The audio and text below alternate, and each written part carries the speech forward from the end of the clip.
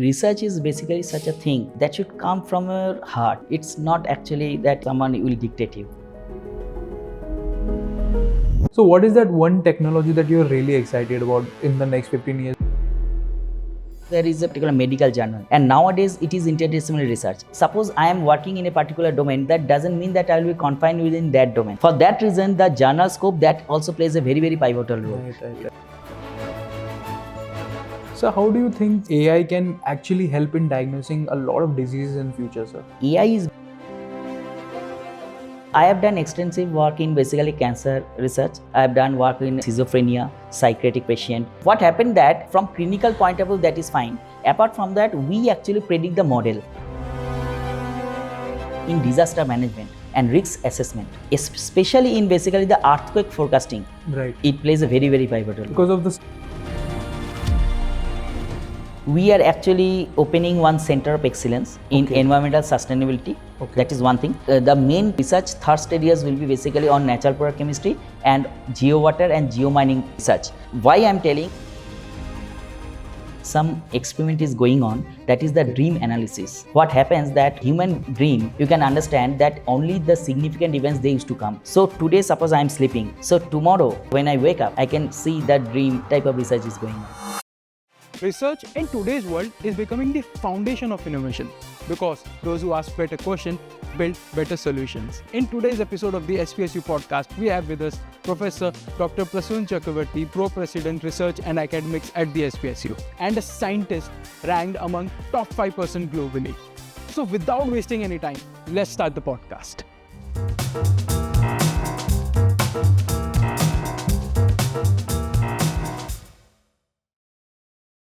Sir, welcome to the podcast. Sir, I'm genuinely excited for this podcast because, sir, research and technology and academia is something is really excites me a lot. And so you've had an illustrious career in that, sir. Yeah, thank you so much. And actually these two are basically the pillars, the backbone of any particular institute. Correct. Thank you so much for inviting. Yes, sir. Sir, before we talk about research and technology, sir, I would like to know about your student days, sir. How was that, sir? See, the student days, those are really very exciting. And nowadays, everyone used to miss that particular golden days. Correct. And in our times, what happened that we actually, in student days, we actually were involved in various activities. Right from your syllabus, means curriculum activities, extracurricular activities, and also in research also. Because from the institute where I actually studied, so the faculties, they also used to engage the students in various activities. So by virtue of that, we actually inculcate our innovative ideas. So and also in sports also I was very good, and even now also I'm playing even in our Sir, I saw team. you were the captain of the football team for the faculty team, sir. That was really exciting, sir. Yeah, football is my passion actually. Yes. Apart from that, I used to play cricket also. Yes. See, actually, sports is really required. It is basically keeps your health actually okay. Yes. So that is the main motto of that. So when did you figure out that research and technology is something that I would like to go in my life, that this is the path that I would like to choose for me? Yes. See, research is basically such a thing that should come from your heart. It's not actually that someone will dictate you. Correct. So only if you are interested in that particular field, then only you can go for it. Right. Now, it actually one incident happened that in my during my UG days, that one of the professors from IITs, actually he inspired me a lot. The way of teaching that differs a lot actually. Right. What happened that some open research problems, even some application oriented problems, in that way what happens that you have to apply your brain. Right. And initially it may not be that up to that standard, but when you will get some subsequent guidance, then definitely it will be means improve. So you've done your PhD from Jadavpur University, sir? Yes, I have done my PhD in computer science and engineering from Jadavpur University, and then I am the very few who have done DLIT, that is the postdoctoral degree, Right. by actually thesis from Sambalpur University. So in your profile you've mentioned, sir, your parents were your big inspiration, sir. Sir, how did it add up in your academia journey, sir? Actually, parents' blessings, that is most important. Yes. And in every phase of life, whether it is basically in academics or in employment, even now also I used to seek their actually blessings, their actually suggestions. that is one thing. Apart from that, see, your experience always counts. Okay, so that is also another factor.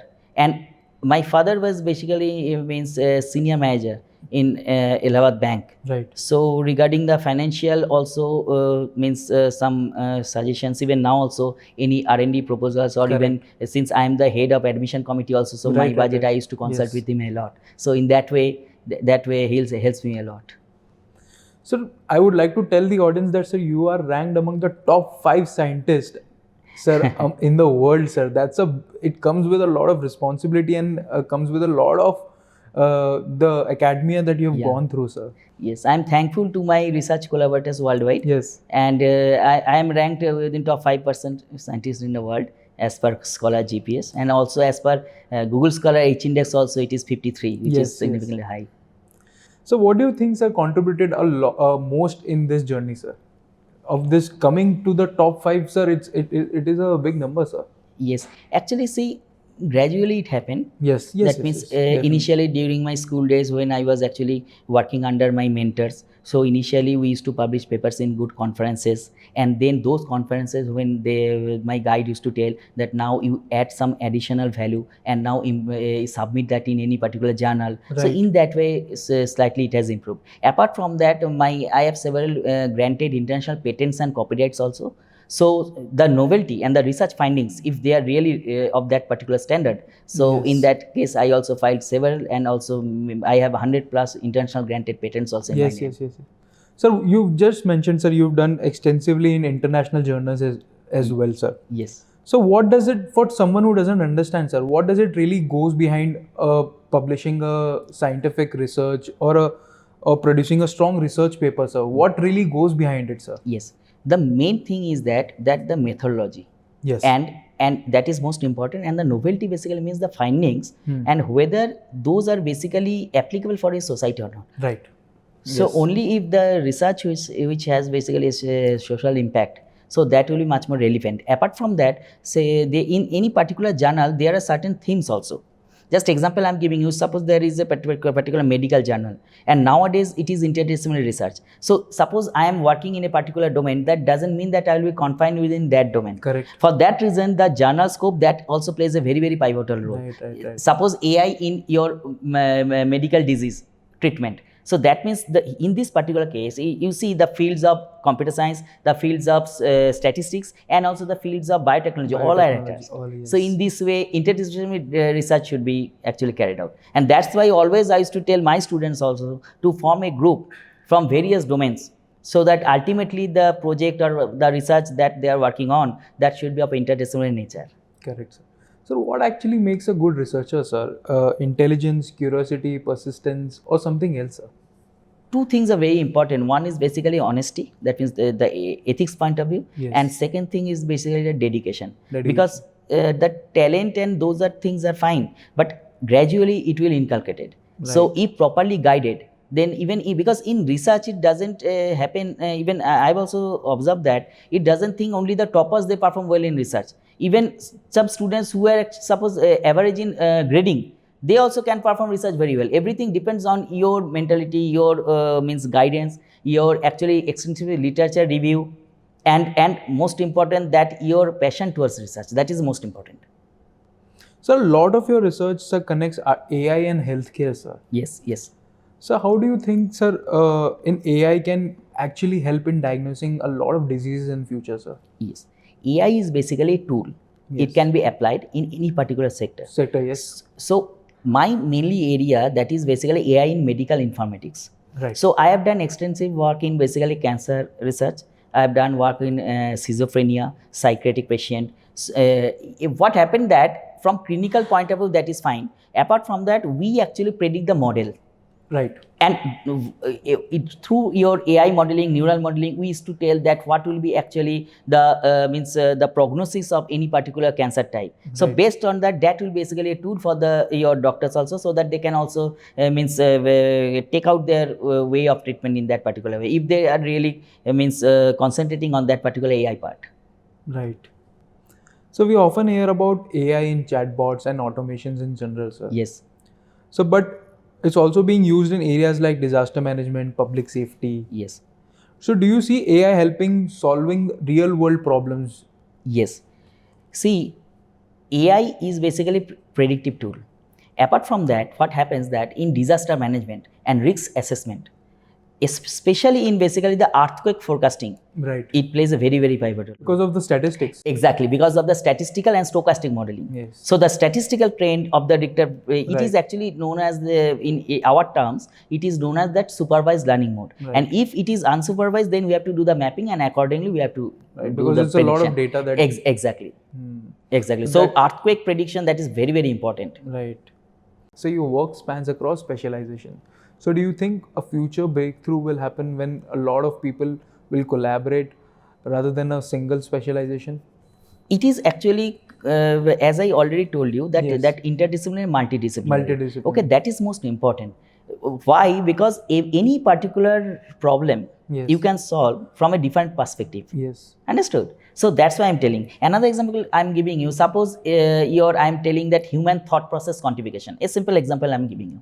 So in that case, human thought process quantification, one is the mathematical modeling is there. So mathematics is involved, AI is involved, Right. psychology is involved. Okay, so these are the various things.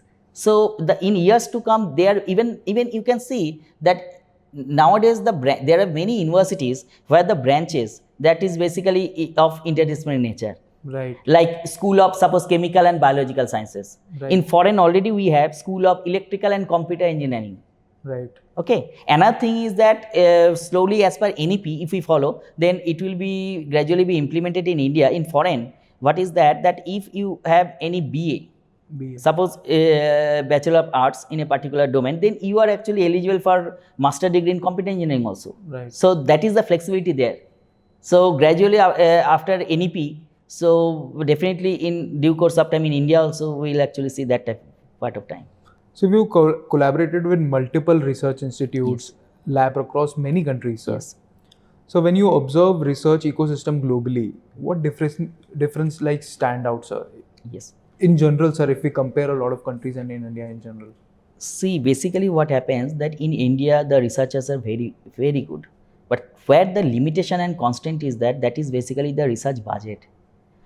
And it actually matters most specifically in terms of your private institutes, because governments are basically funded. Another important thing is that here what happens that all the research, those are actually basically they are publishing in good journals, they are doing patents, everything fine.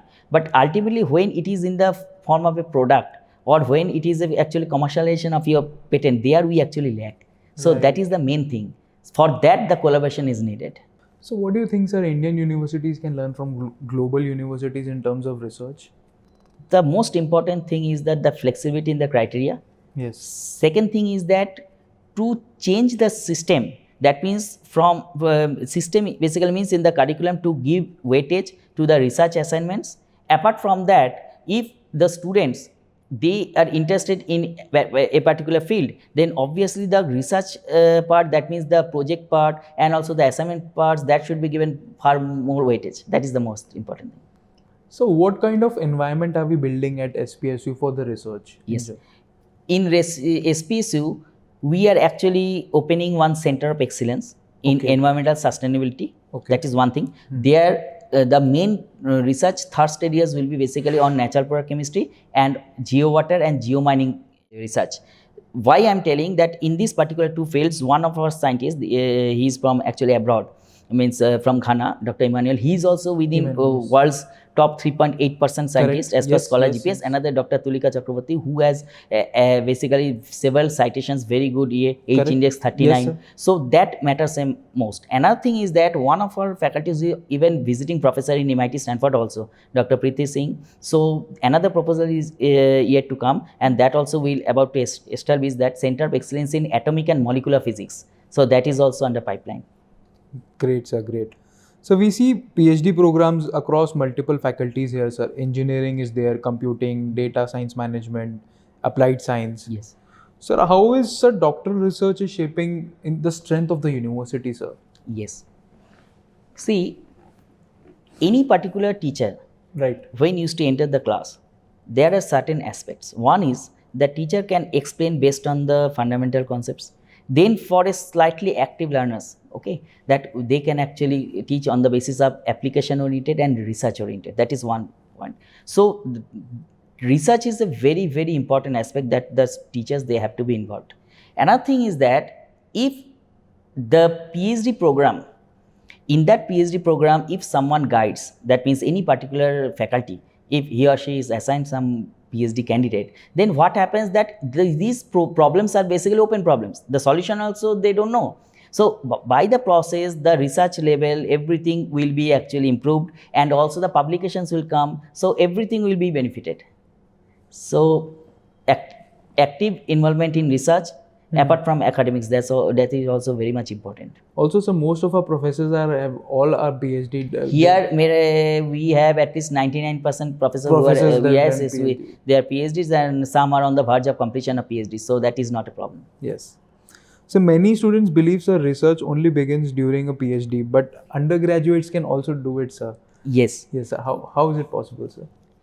Undergraduate, they can do the research because in our university also we have actually devising policy that the undergraduate students, they have basically major project. Yes. So now we are actually making a rule that even in major project also, the student, he or she must have at least one publication. May not be up to that particular high-fi journal, but at least in a conference. Yes. It is just to begin with. Why I am telling that nowadays getting admission in foreign universities, that means MS by research or your MS in foreign university, that is fine.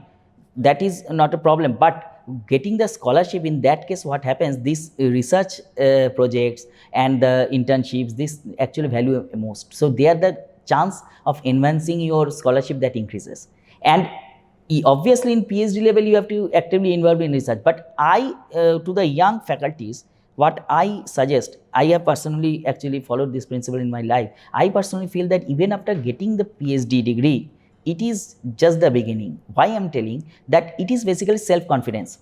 Right. Till PhD, any supervisor or any guide was there who was assigned to you. Right. So once you are getting your PhD degree, then you have to now actually guide the others.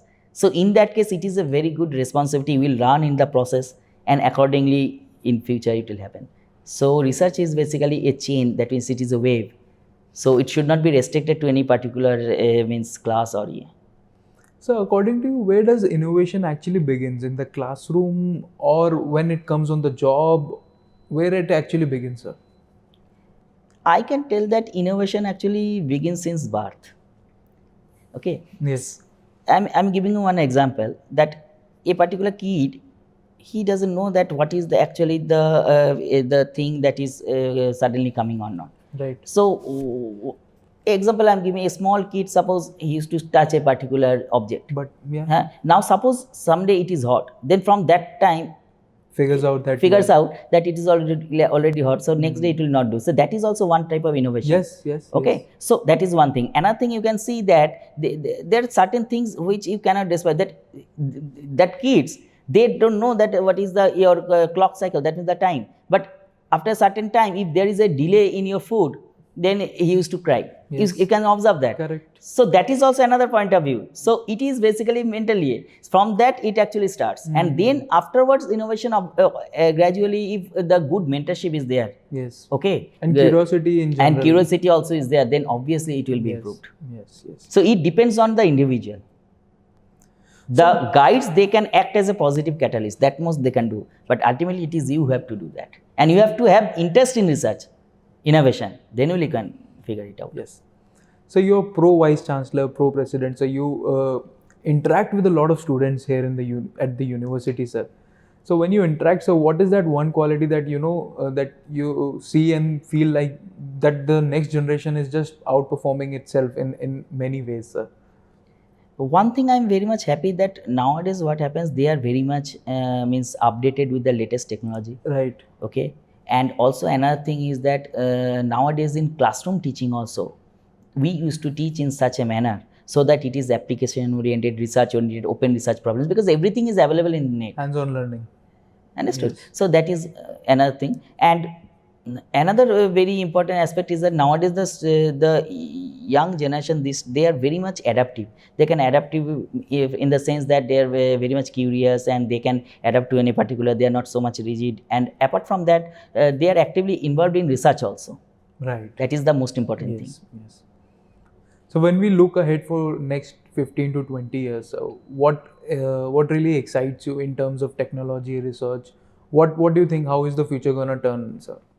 If I tell regarding our nation, Yes. so obviously India now also, India is one of the big giants in technology and research. Correct. Yes. Okay, but I think in gradual days of in future, definitely it will improve a lot. And that is one another thing I'm telling you, in this perspective I'm telling that whether you have heard or not, that nowadays the foreign universities, they are opening campuses in various cities in India. So that is another thing. So that means what, the level of the teaching, that also actually maps with that particular means global education system. So definitely within the next 20 years, India will be definitely one of the strongest countries, and one of the very biggest education hub, where the students from across the globe, they will come here. They will actually conduct the research, and hopefully I think now in the next 20 years, after the next 20 years, there will not be so much brain drain that is happening nowadays. Right.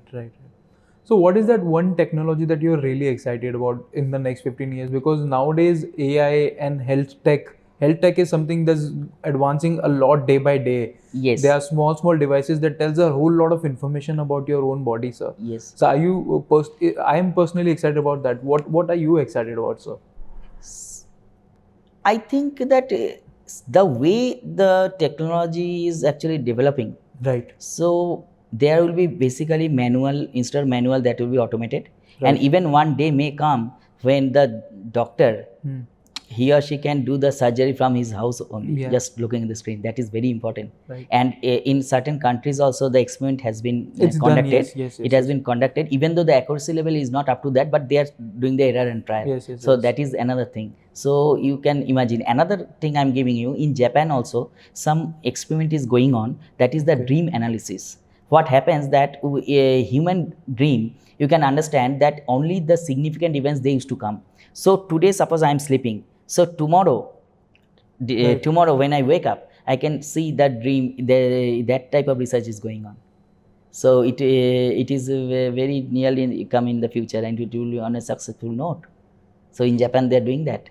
Phenomenal, sir. Yes. So that is basically the sensor, body sensor, the cassette will be there. And in the early morning when you wake up, you can see the entire dream, that during my previous, when I was sleeping, that what actually came in my dream. That it actually tells a lot about your subconscious mind, because... Absolutely, that will come. Superb, sir. So that was a great podcast, sir. Thank you so much, because we got to learn so much. Every time we sit with you, there's a whole lot of information that we take away. Thank you so much for this podcast. Same here. Thank you so much. Thank you so much. Thank you, sir.